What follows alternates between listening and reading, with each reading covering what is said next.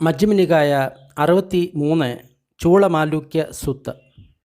ഇതിൽ ഭഗവാനും അതേപോലെ തന്നെ ആയുഷ്മാൻ മാലിക്കനും തമ്മിലുള്ള സംഭാഷണമാണ് ഈ സൂത്രത്തിൻ്റെ ആധാരം.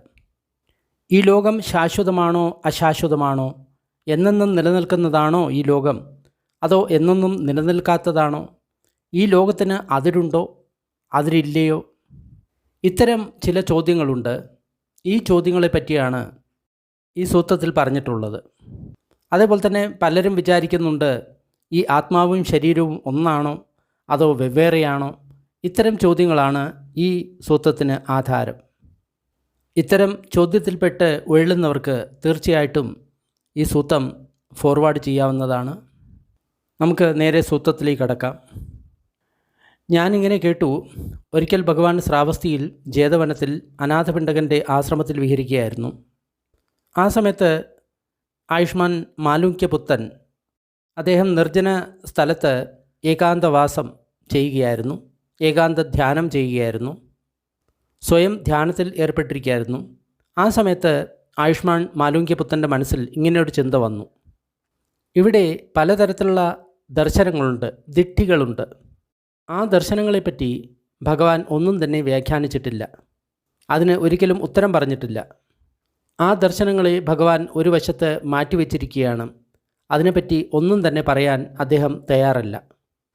ഉദാഹരണമായിട്ട്, ഈ ലോകം ശാശ്വതമാണോ ലോകം അശാശ്വതമാണോ, അതായത് എന്നെന്നും നിലനിൽക്കുന്നതാണോ എന്നെന്നും നിലനിൽക്കാത്തതാണോ, ലോകത്തിന് അന്തമുണ്ടോ അന്തമില്ലയോ, അതായത് ഈ ലോകത്തിന് എന്തെങ്കിലും അതിരുണ്ടോ അതോ അതിരില്ലാത്തതാണോ ഈ ലോകം, ജീവനും ശരീരവും ഒന്നാണോ അതോ ജീവനും ശരീരവും വേറെയാണോ, മരണശേഷം തഥാഗതൻ നിലനിൽക്കുന്നുണ്ടോ അതോ മരണശേഷം തഥാഗതൻ നിലനിൽക്കുന്നില്ലയോ, മരണശേഷം തഥാഗതൻ നിലനിൽക്കുന്നുണ്ട് അതേപോലെ തന്നെ നിലനിൽക്കുന്നില്ല, അങ്ങനെയാണോ പറയുന്നത്, അല്ലെങ്കിൽ മരണശേഷം നിലനിൽക്കുന്നുമില്ല നിലനിൽക്കാതിരിക്കുന്നുമില്ല, അങ്ങനെയാണോ.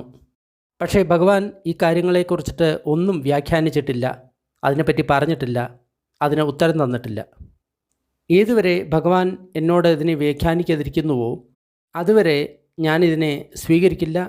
എനിക്ക് ഇക്കാര്യം ഇഷ്ടവുമല്ല. അതിനാൽ ഞാൻ ഭഗവാന്റെ അടുത്ത് പോകും, എന്നിട്ട് ഇതിനെപ്പറ്റി ഞാൻ ചോദിക്കും.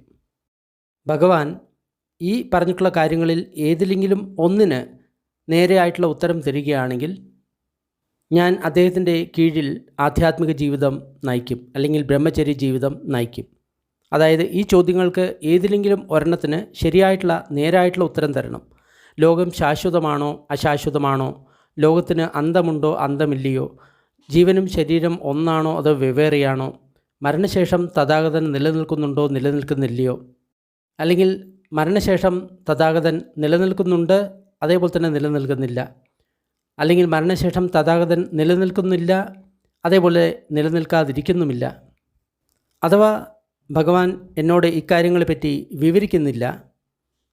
ലോകം ശാശ്വതമാണോ ലോകം അശാശ്വതമാണോ, ലോകം അന്തമുള്ളതാണോ അന്തമില്ലാത്തതാണോ, ജീവനും ശരീരം ഒന്നാണോ വെവ്വേറെയാണോ, മരണശേഷം തഥാഗതൻ നിലനിൽക്കുന്നുണ്ടോ നിലനിൽക്കുന്നില്ലയോ, മരണശേഷം തഥാഗതൻ നിലനിൽക്കുന്നുണ്ട് അതേപോലെ തന്നെ നിലനിൽക്കുന്നില്ല, മരണശേഷം തഥാഗതൻ നിലനിൽക്കുന്നില്ല അതേപോലെ തന്നെ നിലനിൽക്കാതിരിക്കുന്നില്ല, ഇതിനെപ്പറ്റി ഭഗവാൻ എന്നോട് വിശദീകരിച്ച് തന്നിട്ടില്ല എങ്കിൽ ഞാൻ ഈ ശിക്ഷയെ പരിത്യാഗം ചെയ്യും.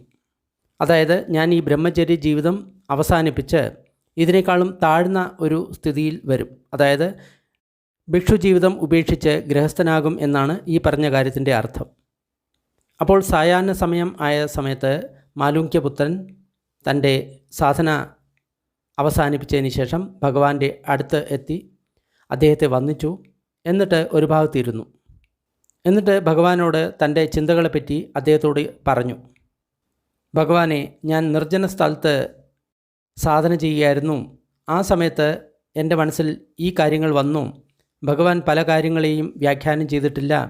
അതായത് ലോകം ശാശ്വതമാണോ ലോകം അശാശ്വതമാണോ, ലോകത്തിന് അന്തമുണ്ടോ അന്തമില്ലയോ, ജീവനും ശരീരവും ഒന്നാണോ വെവ്വേറെയാണോ, മരണശേഷം തഥാഗതൻ നിലനിൽക്കുന്നുണ്ടോ നിലനിൽക്കുന്നില്ലയോ, അഥവാ മരണശേഷം തഥാഗതൻ നിലനിൽക്കുന്നുമുണ്ട് നിലനിൽക്കുന്നുമില്ല, അല്ലെങ്കിൽ തഥാഗതൻ മരണശേഷം നിലനിൽക്കുന്നുമില്ല നിലനിൽക്കാതിരിക്കുന്നുമില്ല, അതിനാൽ എനിക്ക് കാര്യങ്ങൾ ഇഷ്ടമാകുന്നില്ല, എനിക്ക് ഇത് സ്വീകരിക്കാൻ സാധിക്കുന്നില്ല. അതിനാൽ ഞാൻ വിചാരിച്ചു ഭഗവാന്റെ അടുത്ത് വന്ന് ഈ ചോദ്യങ്ങൾ ചോദിക്കണം. ഇതിൽ ഏതെങ്കിലും ഒന്നിന് അദ്ദേഹം നേരായിട്ടുള്ള ഉത്തരം തരികയാണെങ്കിൽ ഞാൻ എൻ്റെ ബ്രഹ്മചര്യ ജീവിതം തുടരും. അഥവാ ഇതിന് ഏതിനും അദ്ദേഹം ഉത്തരം തരുന്നില്ല എങ്കിൽ ഞാൻ എൻ്റെ ബ്രഹ്മചര്യ ജീവിതം ഉപേക്ഷിച്ച് ഞാൻ ഈ ജീവിതത്തിന് താഴെയുള്ള അവസ്ഥയിൽ വരും. അതായത് ബ്രഹ്മചര്യം ഉപേക്ഷിച്ച് ഗൃഹസ്ഥാശ്രമം പോലെയുള്ള ആശ്രമത്തിൽ വരും എന്നാണ് ഉദ്ദേശിച്ചത്. അതിനാൽ ഭഗവാന് ഈ കാര്യം അറിയുമെങ്കിൽ ഈ ലോകം ശാശ്വതമാണ് എങ്കിൽ ഈ ലോകം ശാശ്വതമാണ് എന്ന് താങ്കൾ വ്യാഖ്യാനിച്ചു തരണം. ഭഗവാന് ഇങ്ങനെ അറിയാം, ഈ ലോകം ശാശ്വതമല്ല എങ്കിൽ ഈ ലോകം ശാശ്വതമല്ല എന്നതിനെപ്പറ്റി എനിക്ക് പറഞ്ഞു തന്നാലും. അഥവാ ഭഗവാന് അറിയുന്നില്ല ഈ ലോകം ശാശ്വതമാണോ അശാശ്വതമാണോ എന്ന് അറിയുന്നില്ല എങ്കിൽ എനിക്ക് അറിയില്ല എന്ന് നേരായിട്ടുള്ള ഉത്തരം തരിക. ഞാനതിനെ കണ്ടിട്ടില്ല, ഞാനതിനെ അറിഞ്ഞിട്ടില്ല എന്ന് പറയുക. ഈ ലോകം അനന്തമാണ് എന്ന് ഭഗവാൻ അറിയും എങ്കിൽ ഈ ലോകം അനന്തമാണ് എന്ന് ഭഗവാൻ പറയുക. ഈ ലോകം അനന്തമല്ലെങ്കിൽ അനന്തമല്ല എന്ന് ഭഗവാൻ പറയുക. അഥവാ ഭഗവാന് ഈ ലോകം അന്തമുള്ളതാണോ അനന്തമാണോ എന്ന് അറിയില്ല എങ്കിൽ അറിയില്ല എന്ന് പറയുക. ഞാൻ കണ്ടിട്ടില്ല, എനിക്ക് അറിയില്ല എന്ന് പറയുക. ജീവനും ശരീരവും ഒന്നാണ് എന്ന് ഭഗവാൻ അറിയുന്നുവെങ്കിൽ ജീവനും ശരീരവും ഒന്നാണ് എന്ന് പറയുക. ജീവനും ശരീരവും വെവ്വേറെയാണ് എന്ന് താങ്കൾക്ക് അറിയുമെങ്കിൽ ജീവനും ശരീരവും വെവ്വേറെയാണ് എന്ന് താങ്കൾ പറയുക. ജീവനും ശരീരവും ഒന്നാണ് അല്ലെങ്കിൽ ജീവനും ശരീരവും വെവ്വേറെയാണ് എന്ന് താങ്കൾക്ക് അറിയില്ല എങ്കിൽ എനിക്ക് അറിയില്ല എന്ന് പറയുക. ഞാൻ അറിയില്ല, ഞാൻ കണ്ടിട്ടില്ല എന്ന് നേരായിട്ടുള്ള ഉത്തരം തരിക. മരണശേഷം തഥാഗതൻ നിലനിൽക്കുന്നു എന്ന് ഭഗവാൻ അറിയുന്നു എങ്കിൽ മരണശേഷം തഥാഗതൻ നിലനിൽക്കുന്നു എന്ന് പറയുക. മരണശേഷം തഥാഗതൻ നിലനിൽക്കുന്നില്ല എന്ന് താങ്കൾ അറിയുന്നു എങ്കിൽ മരണശേഷം തഥാഗതൻ നിലനിൽക്കുന്നില്ല എന്ന് പറയുക. അഥവാ മരണശേഷം തഥാഗതൻ നിലനിൽക്കുന്നുണ്ടോ മരണശേഷം തഥാഗതൻ നിലനിൽക്കുന്നില്ല എന്ന് അറിയില്ല എങ്കിൽ അത് അറിയില്ല, കണ്ടിട്ടില്ല എന്ന് പറയുക. അഥവാ മരണശേഷം നിലനിൽക്കുന്നുണ്ട്, നിലനിൽക്കുന്നില്ല എന്ന് അറിയുകയാണെങ്കിൽ മരണശേഷം തഥാഗതൻ നിലനിൽക്കുന്നുണ്ട്, നിലനിൽക്കുന്നില്ല എന്ന് പറയുക. അഥവാ മരണശേഷം തഥാഗതൻ നിലനിൽക്കുന്നുണ്ട്, നിലനിൽക്കുന്നില്ല എന്ന് അറിയുന്നില്ല എങ്കിൽ അറിയുന്നില്ല എന്ന് പറയുക. ഞാൻ അറിയുന്നില്ല, ഞാൻ കാണുന്നില്ല എന്ന് പറയുക. അതേപോലെ തന്നെ മരണശേഷം തഥാഗതൻ നിലനിൽക്കുന്നില്ല, നിലനിൽക്കാതിരിക്കുന്നില്ല എന്ന് അറിയുകയാണെങ്കിൽ തഥാഗതൻ നിലനിൽക്കുന്നില്ല, നിലനിൽക്കാതിരിക്കുന്നില്ല എന്ന് പറയുക. അഥവാ മരണശേഷം തഥാഗതൻ നിലനിൽക്കുന്നില്ല, നിലനിൽക്കാതിരിക്കുന്നില്ല എന്ന് അറിയില്ല എങ്കിൽ മരണശേഷം തഥാഗതൻ നിലനിൽക്കുന്നില്ല, നിലനിൽക്കാതിരിക്കുന്നില്ല എന്ന് അറിയില്ല എന്ന് പറയുക. അഥവാ ഈ ഏതെങ്കിലും കാര്യത്തെപ്പറ്റി താങ്കൾക്ക് അറിയില്ല എങ്കിൽ അറിയില്ല, ഞാൻ കണ്ടിട്ടില്ല എന്ന് നേരായിട്ടുള്ള ഉത്തരം പറഞ്ഞു തരണം.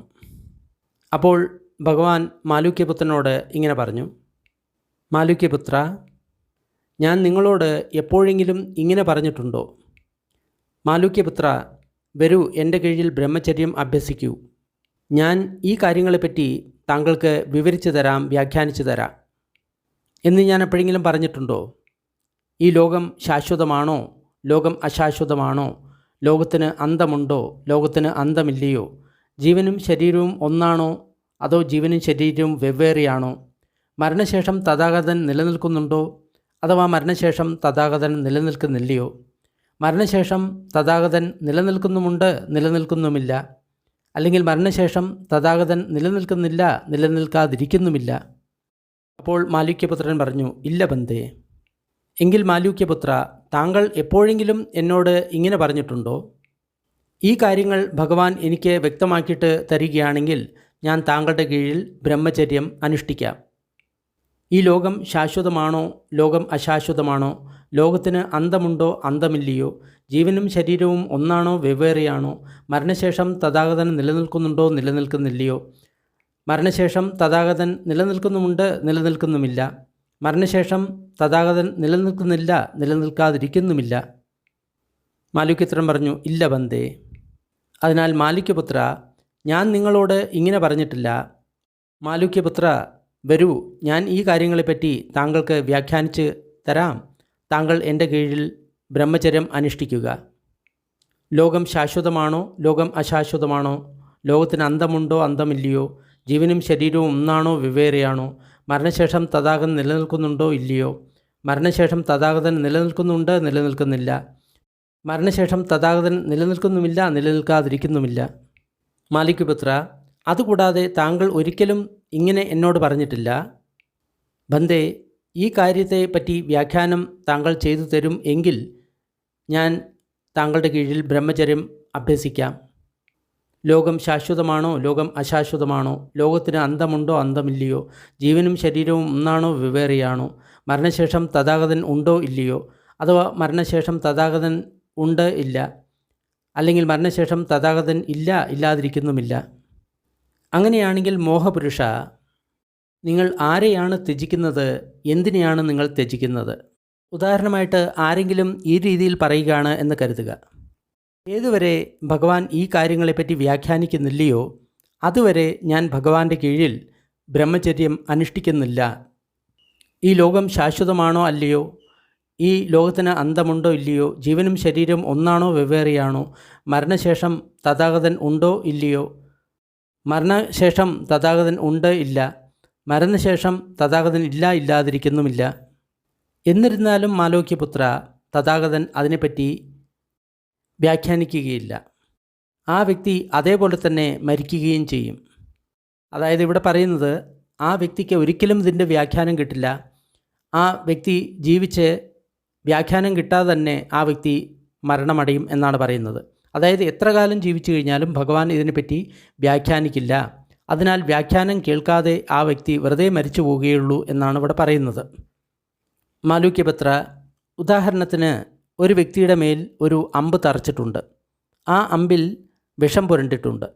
അപ്പോൾ ആ വ്യക്തിയുടെ മിത്രങ്ങളും അതേപോലെ തന്നെ കൂട്ടുകാരും കുടുംബാംഗങ്ങളും ബന്ധുക്കളും ഉടൻ തന്നെ അദ്ദേഹത്തെ ചികിത്സിക്കാൻ ഒരു വൈദ്യനെ കൊണ്ടുവരും.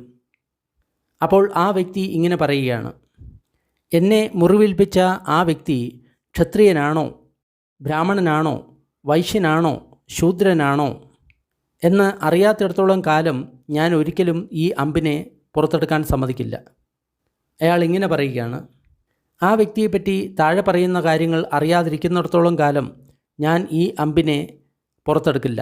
അവൻ്റെ പേരെന്താണ്, അവൻ്റെ കുലം എന്താണ്, അവന് ഉയരമുണ്ടോ ഉയരമില്ലയോ, മധ്യമ ഉയരമാണോ ഉള്ളത്, അവൻ്റെ തൊലി കറുപ്പാണോ ബ്രൗൺ ആണോ റെഡിഷ് ബ്രൗൺ ആണോ, അവൻ ഏത് ഗ്രാമത്തിൽ നിന്ന്, ഏത് നഗരത്തിൽ നിന്ന്, ഏത് ജില്ലയിൽ നിന്നാണ് അവൻ വന്നത്, എന്നെ വ്രണപ്പെടുത്തിയ ആ വില്ല് വളഞ്ഞതാണോ നേരെയാണോ എന്ന് അറിയാതെ ഞാൻ ഒരിക്കലും ഈ അമ്പിനെ പുറത്തെടുക്കാൻ സമ്മതിക്കില്ല. അവൻ പറയുകയാണ്, ഈ വില്ലിൻ്റെ ഞാൺ എന്ന് പറയുന്ന സാധനം അത് ചെടികളുടെ നാരിൽ നിന്ന് ഉണ്ടാക്കിയതാണോ, ചണത്തിൻ്റെ നാരിൽ നിന്ന് ഉണ്ടാക്കിയതാണോ, മൃഗങ്ങളുടെ സ്നായുവിൽ നിന്ന് ഉണ്ടാക്കിയതാണോ, വള്ളികളുടെ തൊലിയിൽ നിന്ന് ഉണ്ടാക്കിയതാണോ, അല്ലെങ്കിൽ പുല്ലിനാൽ ഉണ്ടാക്കിയതാണോ, ഇതിൻ്റെ അമ്പ് തടിയിൽ നിന്ന് ഉണ്ടാക്കിയതാണോ അതോ കൊമ്പിൽ നിന്ന് ഉണ്ടാക്കിയതാണോ, ഈ അമ്പിൽ കഴുകൻ്റെ, പരുന്തിൻ്റെ, മയിലിൻ്റെ, അരയന്നത്തിൻ്റെ ഇതിൻ്റെ ഏതെങ്കിലും തൂവൽ ഇതിലുണ്ടോ, ഈ അമ്പിൽ പശുവിൻ്റെ അല്ലെങ്കിൽ എരുമയുടെ, കറുത്ത സിംഹത്തിൻ്റെ അല്ലെങ്കിൽ കുരങ്ങിൻ്റെ സ്നായുക്കളെ ഇതിൽ കെട്ടിയിട്ടുണ്ടോ, ഈ അമ്പിൻ്റെ മുനമ്പ് നേരെയുള്ളതാണോ കൂർത്തതാണോ മൂർച്ചയുള്ളതാണോ വളഞ്ഞതാണോ ഇരുമ്പ് കൊണ്ടുള്ളതാണോ പശുവിൻ്റെ പല്ലുകൊണ്ടുള്ളതാണോ അല്ലെങ്കിൽ കത്രികയുടെ ആകൃതിയിലുള്ളതാണോ? ഒരുപക്ഷെ ആ വ്യക്തി ഇതൊന്നും അറിയില്ല. അറിയാതെ തന്നെ ആ വ്യക്തി മരിച്ചു പോകും. അതായത് ഇതെല്ലാം അറിയാൻ ശ്രമിച്ചു കഴിഞ്ഞാലും ഒരുപക്ഷെ ആ വ്യക്തിക്ക് ഇതൊന്നും അറിയാൻ സാധിക്കില്ല. അതിനു മുമ്പേ ആ വ്യക്തി ആ വിഷം കാരണം മരിച്ചു പോകും. ഇതേപോലെ തന്നെയാണ് മാലൂക്യപുത്ര. ഉദാഹരണമായിട്ട് ആരെങ്കിലും ഇങ്ങനെ പറയുകയാണ്, ഭഗവാൻ ഏതുവരെ ഇക്കാര്യങ്ങളെപ്പറ്റി വ്യാഖ്യാനം ചെയ്യുന്നില്ലയോ അതുവരെ ഞാൻ ബ്രഹ്മചര്യ ജീവിതം അനുഷ്ഠിക്കില്ല. ഈ ലോകം ശാശ്വതമാണോ അശാശ്വതമാണോ, ലോകത്തിന് അന്തമുണ്ടോ അന്തമില്ലയോ, ജീവനും ശരീരവും ഒന്നാണോ വെവ്വേറെയാണോ, മരണശേഷം തഥാഗതനുണ്ടോ ഇല്ലയോ, ഉണ്ട് ഇല്ല, ഇല്ല ഇല്ലാതിരിക്കുന്നുമില്ല. മാലിക്യപുത്ര, അപ്പോഴും അതിനെപ്പറ്റി ഒരിക്കലും ഭഗവാൻ വ്യാഖ്യാനം കൊടുക്കില്ല. അതേ സമയത്ത് ആ വ്യക്തി മരിച്ചിട്ടുണ്ടാകും. ലോകം ശാശ്വതമാണെങ്കിൽ മാത്രമേ ബ്രഹ്മചര്യ ജീവിതം ഉള്ളൂ എന്ന ദർശനം ഉണ്ടെങ്കിൽ അത് തെറ്റാണ്. അതേപോലെ തന്നെ ലോകം അശാശ്വതമാണ് എന്ന ദർശനം ഉണ്ടെങ്കിൽ മാത്രമേ ബ്രഹ്മചര്യ ജീവിതം ഉള്ളൂ എന്ന് പറയുകയാണെങ്കിൽ അതും തെറ്റാണ്. അതായത് ലോകം ശാശ്വതമാണെങ്കിൽ മാത്രമേ നമ്മൾ ആധ്യാത്മിക ജീവിതം നയിക്കുകയുള്ളൂ എന്നുള്ള വാദമുണ്ടെങ്കിൽ അത് തെറ്റാണ്. അതേപോലെ തന്നെ ലോകം ശാശ്വതമല്ല എന്ന ദർശനമാണ് ഉള്ളത്, അപ്പോൾ മാത്രമേ നമ്മൾക്ക് ആധ്യാത്മിക ജീവിതം നയിക്കാൻ കഴിയൂ എന്നുള്ള വാദമുണ്ടെങ്കിൽ അതും തെറ്റാണ്. ലോകം ശാശ്വതമാണ് എന്ന ദർശനമുണ്ടെങ്കിലും ലോകം അശാശ്വതമാണ് എന്ന ദർശനം ഉണ്ടെങ്കിലും ഈ ലോകത്തിൽ ജാതിയുണ്ട്, ജരയുണ്ട്, മരണമുണ്ട്, ശോകമുണ്ട്, പരിദേവമുണ്ട്, ദുഃഖമുണ്ട്, ദൗർമനസ്സമുണ്ട്, ഉപായാസമുണ്ട്. അതിനെ ഈ ജീവിതത്തിൽ തന്നെ ഇല്ലാതാക്കുന്നതിനാണ് ഞാൻ ഉപദേശിക്കുന്നത്. ലോകത്തിന് അന്തമുണ്ടെങ്കിൽ മാത്രമേ ബ്രഹ്മചര്യ ജീവിതം ഉള്ളൂ എന്ന ദർശനം അല്ലെങ്കിൽ ഫിലോസഫി ഉണ്ടെങ്കിൽ അത് തെറ്റാണ്. ലോകത്തിന് അന്തമില്ലെങ്കിൽ മാത്രമേ ബ്രഹ്മചര്യ ജീവിതം ഉണ്ടാകുകയുള്ളൂ എന്ന ദർശനമുണ്ടെങ്കിൽ അതും തെറ്റാണ്. ലോകത്തിന് അന്തം ഉണ്ട് എന്ന ദർശനം ഉണ്ടെങ്കിലും ലോകത്തിന് അന്തമില്ല എന്ന ദർശനം ഉണ്ടെങ്കിലും ഈ ജീവിതത്തിൽ ജാതിയുണ്ട്, ജരയുണ്ട്, മരണമുണ്ട്, ശോകമുണ്ട്, പരിദേവമുണ്ട്, ദുഃഖമുണ്ട്, ദൗർമനസ്സമുണ്ട്. മാലൂക്യപുത്ര, ഈ കാര്യങ്ങളെ ഈ ജന്മത്തിൽ തന്നെ ഇല്ലാതാക്കുന്നതിനാണ് ഞാൻ ഉപദേശിക്കുന്നത്. മാലൂക്യപുത്ര, ജീവനും ശരീരവും ഒന്നാണെങ്കിൽ മാത്രമേ ബ്രഹ്മചര്യ ജീവിതമുള്ളൂ എന്ന് പറയുകയാണെങ്കിൽ ആ ദർശനം തെറ്റാണ്. ജീവനും ശരീരവും വെവ്വേറെയാണെങ്കിൽ മാത്രമേ ബ്രഹ്മചര്യ ജീവിതം ഉള്ളൂ എന്ന് പറയുകയാണെങ്കിൽ ആ ദർശനവും തെറ്റാണ്. ജീവനും ശരീരവും ഒന്നാണെങ്കിലും വെവ്വേറെയാണെങ്കിലും ഈ ജീവിതത്തിൽ ജാതിയുണ്ട്, ജരയുണ്ട്, മരണമുണ്ട്, ശോകമുണ്ട്, പരിദേവമുണ്ട്, ദുഃഖമുണ്ട്, ദൗർമനസ്സമുണ്ട്, ഉപായാസമുണ്ട്. ഈ ജീവിതത്തിൽ ഇവയെ പൂർണ്ണമായിട്ടും നഷ്ടമാക്കുന്നതിനുള്ള ഉപദേശമാണ് ഞാൻ കൊടുക്കുന്നത്. മാലൂക്യപുത്ര, മരണശേഷം തഥാഗതൻ ഉണ്ട് എന്ന ദർശനമുണ്ടെങ്കിൽ മാത്രമേ ബ്രഹ്മചര്യ ജീവിതം ഉള്ളൂ എന്ന് പറയുകയാണെങ്കിൽ ആ ദർശനം തെറ്റാണ്. മരണശേഷം തഥാഗതൻ ഇല്ല എന്ന ദർശനം ഉണ്ടെങ്കിൽ മാത്രമേ ബ്രഹ്മചര്യ ജീവിതം ഉള്ളൂ എന്ന് പറയുമെങ്കിൽ ആ ദർശനവും തെറ്റാണ്. മരണശേഷം തഥാഗതൻ നിലനിൽക്കുന്നുണ്ട് എങ്കിലും മരണശേഷം തഥാഗതൻ നിലനിൽക്കുന്നില്ല എങ്കിലും ഈ ജീവിതത്തിൽ ജാതിയുണ്ട്, ജരയുണ്ട്, മരണമുണ്ട്, ശോകമുണ്ട്, ദുഃഖമുണ്ട്, പരിദേവമുണ്ട്, ഉപായാസമുണ്ട്. ജീവിതത്തിൽ ഇവയെല്ലാം ഇല്ലാതാക്കാനുള്ള ഉപായമാണ് ഞാൻ പഠിപ്പിക്കുന്നത്. മരണശേഷം തഥാഗതൻ നിലനിൽക്കുന്നില്ല എന്ന ദർശനം ഉണ്ടെങ്കിൽ മാത്രമേ ബ്രഹ്മചര്യം ജീവിതം ഉള്ളൂ എന്ന ദർശനമുണ്ടെങ്കിൽ അത് തെറ്റാണ്. മരണശേഷം തഥാഗതൻ നിലനിൽക്കുന്നില്ല എന്നാലും ജീവിതത്തിൽ ജാതിയുണ്ട്, ജരയുണ്ട്, മരണമുണ്ട്, ശോകമുണ്ട്, പരിദേവമുണ്ട്, ദുഃഖമുണ്ട്, ദൗർമനസ്സമുണ്ട്, ഉപായാസമുണ്ട്. ഈ ജീവിതത്തിൽ ഇവയെല്ലാം ഇല്ലാതാക്കുന്നുള്ള ഉപായം തന്നെയാണ് ഞാൻ പഠിപ്പിക്കുന്നത്. മരണശേഷം തഥാഗതൻ നിലനിൽക്കാതിരിക്കുന്നില്ല എന്ന ദർശനമുണ്ടെങ്കിൽ മാത്രമേ ബ്രഹ്മചര്യ ജീവിതം ഉള്ളൂ എങ്കിൽ ആ ദർശനം തെറ്റാണ്. മരണശേഷം തഥാഗതൻ നിലനിൽക്കാതിരിക്കുന്നില്ല എങ്കിലും ജീവിതത്തിൽ ജാതിയുണ്ട്, ജരയുണ്ട്, മരണമുണ്ട്, ശോകമുണ്ട്, പരിദേവമുണ്ട്, ദുഃഖമുണ്ട്, ദൗർമനസ്സുമുണ്ട്. ഈ ജീവിതത്തിൽ ഇവയെല്ലാം ഇല്ലാതാക്കാനുള്ള ശിക്ഷയാണ് ഞാൻ കൊടുക്കുന്നത്. ഇവിടെ ഏതെങ്കിലും ഇത്തരത്തിലുള്ള ദർശനം ഉണ്ടെങ്കിലും അവിടെ ജാതിയുണ്ട്, ജരയുണ്ട്, മരണമുണ്ട്, ശോകമുണ്ട്, പരിദേവമുണ്ട്, ദുഃഖമുണ്ട്, ദൗർമനസ്സമുണ്ട്, ഉപായാസമുണ്ട്. ഈ ജീവിതത്തിൽ ഇവയെല്ലാം ഇല്ലാതാക്കുന്നുള്ള കാര്യത്തെപ്പറ്റിയാണ് ഞാൻ സംസാരിക്കുന്നത്. അതിനാൽ മാലൂക്യപുത്ര, ഞാൻ ഏതൊന്ന് വ്യാഖ്യാനിച്ചിട്ടില്ലയോ അതിനെ വ്യാഖ്യാനിച്ചിട്ടില്ല എന്ന് തന്നെ താങ്കൾ ധാരണം ചെയ്യണം. തസ്മാദിഹ മാലൂക്യപുത്ര അഭ്യാഗതഞ്ച മേ അഭ്യാഗതതോ ധാരേത്. ഞാൻ ഏതിനെ വ്യാഖ്യാനിച്ചിട്ടില്ലയോ അതിനെ വ്യാഖ്യാനിച്ചിട്ടില്ല എന്ന് ധാരണം ചെയ്യണം. ഞാൻ ഏതൊന്നിനെ വ്യാഖ്യാനിച്ചുവോ അത് വ്യാഖ്യാനിച്ചു എന്ന് ധാരണം ചെയ്യണം. മാലുക്യപുത്ര, ഞാൻ എന്താണ് വ്യാഖ്യാനിക്കാത്തത്? ഞാൻ താഴെ പറയുന്ന കാര്യങ്ങളെപ്പറ്റി വ്യാഖ്യാനിച്ചിട്ടില്ല. മാലുക്യപുത്ര, ഈ ലോകം ശാശ്വതമാണോ? ഞാൻ അതിനെ വ്യാഖ്യാനിച്ചിട്ടില്ല. ഈ ലോകം അശാശ്വതമാണോ? ഞാൻ അതിനെപ്പറ്റി വ്യാഖ്യാനിച്ചിട്ടില്ല. ഈ ലോകം അന്തമുള്ളതാണോ? ഞാൻ അതിനെപ്പറ്റി വ്യാഖ്യാനിച്ചിട്ടില്ല. ഈ ലോകം അതിരില്ലാത്തതാണോ? ഞാൻ അതിനെപ്പറ്റി വ്യാഖ്യാനിച്ചിട്ടില്ല. ജീവനും ശരീരവും ഒന്നാണോ? ഞാൻ അതിനെപ്പറ്റി വ്യാഖ്യാനിച്ചിട്ടില്ല. ജീവനും ശരീരവും രണ്ടാണോ? അതിനെപ്പറ്റി ഞാൻ വ്യാഖ്യാനിച്ചിട്ടില്ല. തഥാഗതൻ മരണശേഷം നിലനിൽക്കുന്നുണ്ടോ? അതിനെപ്പറ്റി ഞാൻ വ്യാഖ്യാനിച്ചിട്ടില്ല. തഥാഗതൻ മരണശേഷം നിലനിൽക്കുന്നില്ലേ? അതിനെപ്പറ്റി ഞാൻ വ്യാഖ്യാനിച്ചിട്ടില്ല. തഥാഗതൻ മരണശേഷം നിലനിൽക്കുന്നുമുണ്ട്, നിലനിൽക്കുന്നില്ല, ഇതിനെപ്പറ്റി ഞാൻ വ്യാഖ്യാനിച്ചിട്ടില്ല. മരണശേഷം തഥാഗതൻ നിലനിൽക്കുന്നുമില്ല, നിലനിൽക്കാതിരിക്കുന്നുമില്ല, ഇതിനെപ്പറ്റി ഞാൻ വ്യാഖ്യാനിച്ചിട്ടില്ല. മാലിക്യപുത്ത, എന്തുകൊണ്ടാണ് ഞാൻ ഇതിനെ ഒന്നിനും പറ്റി വ്യാഖ്യാനിക്കാതിരുന്നത്? എന്തെന്നാൽ അതൊന്നും ഉപകാരപ്രദമല്ല. ബ്രഹ്മചര്യത്തിൻ്റെ അടിസ്ഥാനത്തിന് അതൊന്നും ആവശ്യമില്ലാത്തതാണ്. ഈ കാര്യങ്ങൾ നമ്മൾക്ക് അനാസക്തി തരുന്നില്ല, രാഗമില്ലായ്മ തരുന്നില്ല, നിരോധമുണ്ടാക്കുന്നില്ല, ശാന്തി ഉണ്ടാക്കുന്നില്ല, ജ്ഞാനം ഉണ്ടാക്കുന്നില്ല, സംബോധി ഉണ്ടാക്കുന്നില്ല, നിർവ്വാണമുണ്ടാക്കുന്നില്ല. ന ഹേതം മാലൂക്യപുത്ത അർത്ഥസംഹിതം ന അതിബ്രഹ്മചര്യകം ന നിബിധായ ന വിരാഗായ ന നിരോധായ ന ഉപസമായ ന അഭിജ്ഞായ ന സംബോധായ ന നിബ്ബാണായ സംവത്തതി. അതിനാലാണ് ഞാൻ അവയെ വ്യാഖ്യാനിക്കാതിരുന്നത്. മാലുക്യപുത്ര, ഞാൻ എന്താണ് വ്യാഖ്യാനിച്ചിട്ടുള്ളത്? ഞാൻ താഴെ പറയുന്ന കാര്യങ്ങളെപ്പറ്റി വ്യാഖ്യാനിച്ചിട്ടുണ്ട്. മാലുക്യപുത്ര, ഇത് ദുഃഖമാണ്, ഇതിനെപ്പറ്റി ഞാൻ വ്യാഖ്യാനിച്ചിട്ടുണ്ട്. ഇത് ദുഃഖ സമുദയമാണ്, ഇതിനെപ്പറ്റി ഞാൻ വ്യാഖ്യാനിച്ചിട്ടുണ്ട്. ഇത് ദുഃഖനിരോധമാണ്, ഇതിനെപ്പറ്റി ഞാൻ വ്യാഖ്യാനിച്ചിട്ടുണ്ട്. ഇത് ദുഃഖനിരോധഗാമിനി പടിപതയാണ്, ഇതിനെപ്പറ്റി ഞാൻ വ്യാഖ്യാനിച്ചിട്ടുണ്ട്. മാലൂക്യപുത്ര, എന്തുകൊണ്ടാണ് ഞാൻ ഇവയെപ്പറ്റി വ്യാഖ്യാനിച്ചിട്ടുള്ളത്? എന്തെന്നാൽ ഇവ ഗുണകാരിയാണ്, ബ്രഹ്മചര്യ ജീവിതത്തിൻ്റെ അടിസ്ഥാനത്തിന് ആവശ്യമുള്ളതാണ്.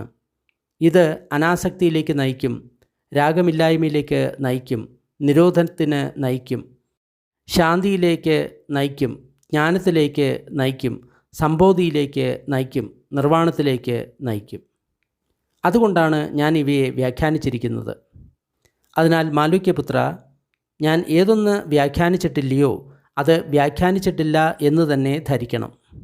ഞാൻ ഏതൊന്ന് വ്യാഖ്യാനിച്ചുവോ അതിനെ വ്യാഖ്യാനിച്ചു എന്ന് തന്നെ ധരിക്കണം. ഇതാണ് ഭഗവാൻ പറഞ്ഞത്.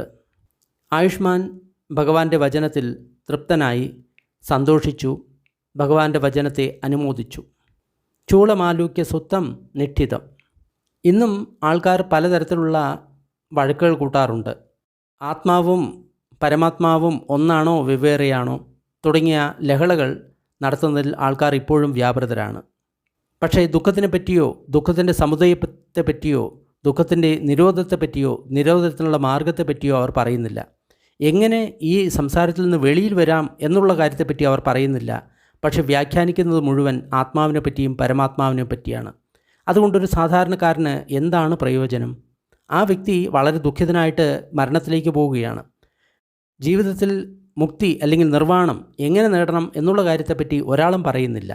ഈശ്വരന്മാരുടെ പരമേശ്വരന്മാരുടെ കഥകൾ പറയാറുണ്ട്, അവരെ പുകഴ്ത്താറുണ്ട്, അവരെ നമസ്കരിക്കാറുണ്ട്, എല്ലാം തന്നെ ചെയ്യാറുണ്ട്. പക്ഷേ എങ്ങനെ ദുഃഖവിമുക്തി നേടണം, എങ്ങനെ നിർവ്വാണം നേടണം എന്നുള്ള കാര്യത്തെപ്പറ്റി ആരും പറയുന്നില്ല. അത്തരക്കാർക്ക് തീർച്ചയായിട്ടും ഈ സൂത്രം ഫോർവേഡ് ചെയ്യാം. സൂത്രം ഇഷ്ടമായി കഴിഞ്ഞ് കഴിഞ്ഞാൽ ലൈക്ക് ചെയ്യുക, ഷെയർ ചെയ്യുക. കൂടുതൽ സൂത്രങ്ങൾ ഡിസ്ക്രിപ്ഷൻ ബോക്സിലുണ്ട്. അല്പസമയത്തേക്ക് പുണ്യവിതരണത്തിൻ്റെ അഭ്യാസം ചെയ്യാം. ദുഃഖം അനുഭവിക്കുന്ന സർവ്വപ്രാണികളും ദുഃഖത്തിൽ നിന്ന് വിമുക്തരാകട്ടെ. ഭയം അനുഭവിക്കുന്ന സർവ്വപ്രാണികളും ഭയത്തിൽ നിന്ന് വിമുക്തരാകട്ടെ. ശോകം അനുഭവിക്കുന്ന സർവ്വപ്രാണികളും ശോകത്തിൽ നിന്ന് വിമുക്തരാകട്ടെ. എല്ലാ പ്രാണികൾക്കും മുക്തി ലഭിക്കട്ടെ. നമ്മൾ നേടിയ ഈ പുണ്യത്തിൽ സർവ്വജീവികളും പങ്കാളികളാകട്ടെ. അതുമൂലം സർവ്വപ്രാണികൾക്കും സുഖവും സന്തോഷവും ഉണ്ടാകട്ടെ. ഭൂമിയിലും ആകാശത്തിലും ഉള്ള സർവ്വപ്രാണികളും അധോലോകത്തെയും മനുഷ്യലോകത്തെയും ദേവലോകത്തെയും രൂപ അരൂപ ബ്രഹ്മലോകത്തിലെയും സർവ്വപ്രാണികളും നമ്മളുടെ ഈ പുണ്യത്തിൽ പങ്കാളികളാകട്ടെ. അതിശക്തരായിട്ടുള്ള ദേവന്മാരും ബ്രഹ്മന്മാരും ബുദ്ധശാസനത്തെ സംരക്ഷിക്കട്ടെ. സാധു സാധു സാധു.